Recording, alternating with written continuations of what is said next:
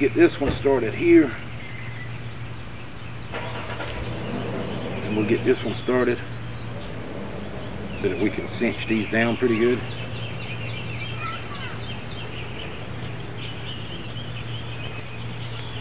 Alright, and then just kind of hold that in place as best as we can.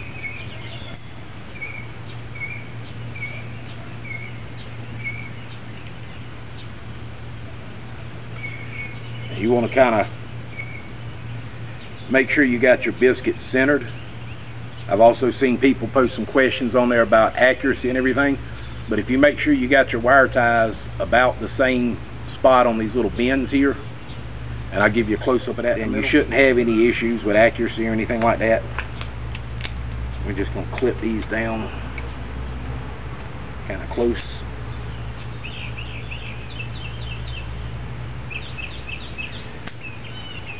Get that one a little bit closer when I bend it down here.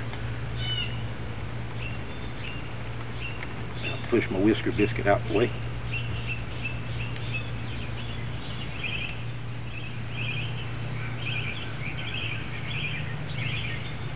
Alright, now Dave's, I believe, and don't quote me on this, I believe when he did his, he had it to where it folded down to the front, to this side here, but folding it down just like that is still out of the way.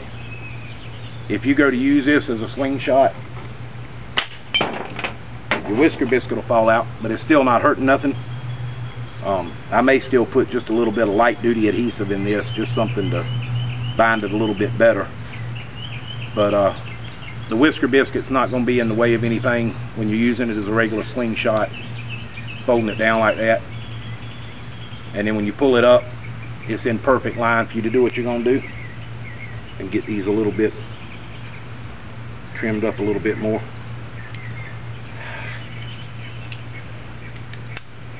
Sometimes I fight myself instead of just doing things the easy way, y'all. But I think that's, all of us do that to some extent. I'm going to pull those a little bit tighter before I cut that.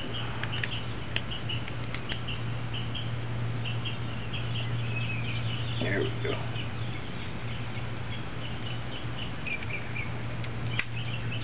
Alright.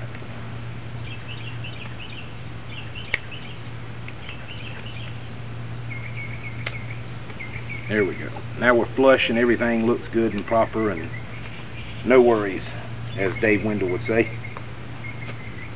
No worries. Now, of course, I did bring a couple of my little cheap arrows out here just to do a quick little shooting test with it. Don't have a target yet, but I'll get one in a few minutes and we'll set it up and see what we're going to look like. See if that whisker biscuit's going to stay in there, or if I am going to have to actually glue it in place. It may still pop out and make me look like a fool. But there we go with the heavy bands on it and everything. That'll be going in my little critter getter pouch. I also, I've already got a few of these. I've got one that Mr. Lane sent me. I've got one that Dave sent me that I got at Christmas time. It was part of the little deal my son worked out. But this is the new pocket fishing kit from Robic Antique Shop. It's a little bit different than the original. If you've seen the original, you'll notice the differences. It's got this piece here on the end that's got a threaded cap on it. Got your little lanyard. That makes it really just, it kind of fits in your hand like it should. And of course, then you've got your Ranger band on the end to hold this, to hold your line down. You can just pop that off and tuck it under your arm, put it in your pocket, what have you, when you're using this. Like I said, that's just there to hold the fishing line in place so it doesn't unravel on you when you're out hiking. High visibility float that you can slide up and down the line, and then 1 egg weight and 2 regular weights. More than enough weight for what you'll be doing with this, enough weight for casting and everything. And then there's still tons of room in here. The only thing I'd recommend is maybe getting something to put all this stuff in, maybe little miniature snack baggies and stuff. That way you can pull everything out and have it separated.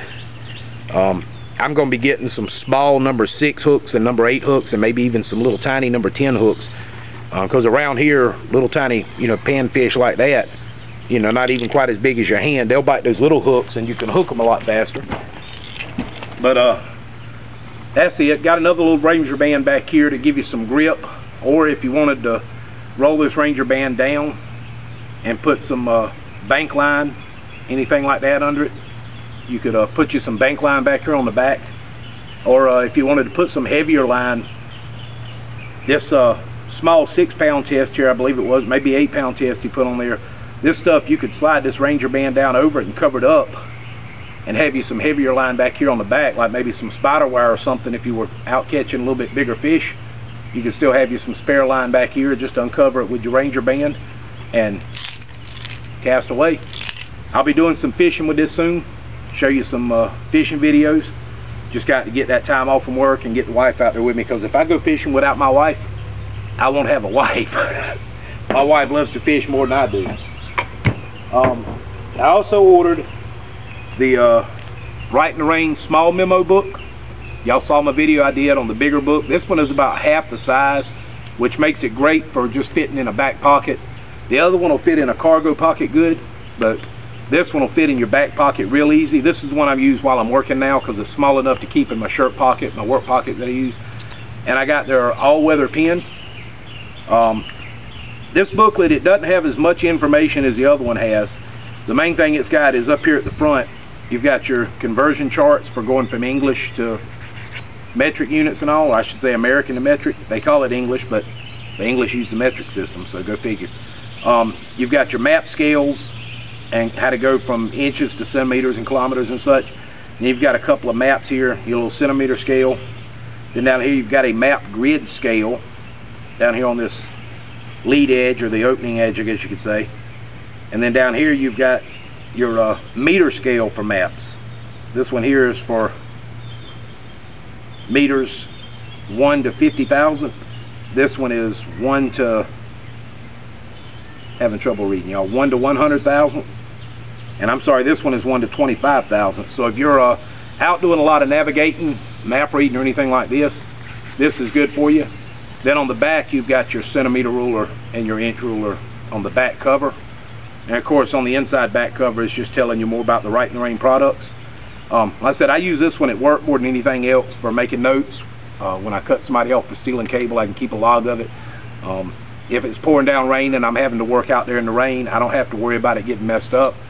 And now with the Right in the Rain pen, I've got something that I can write with on this, even when it's pouring down rain, not have to worry about the pen messing up or anything like that.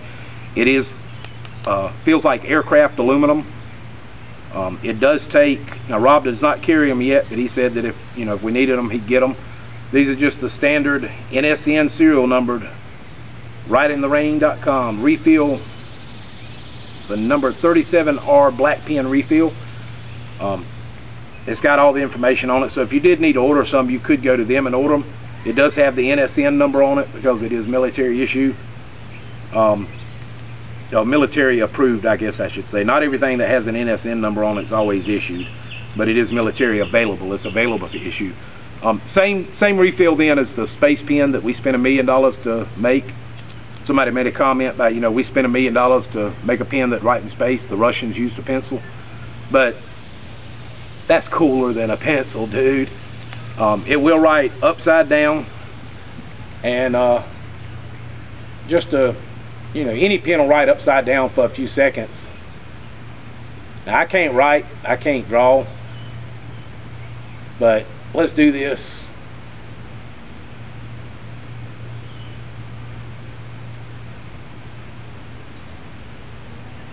Yeah, I can't write at all, but I do a little smiley face and wrote, see what I mean, guys? Because I can't write and I can't draw.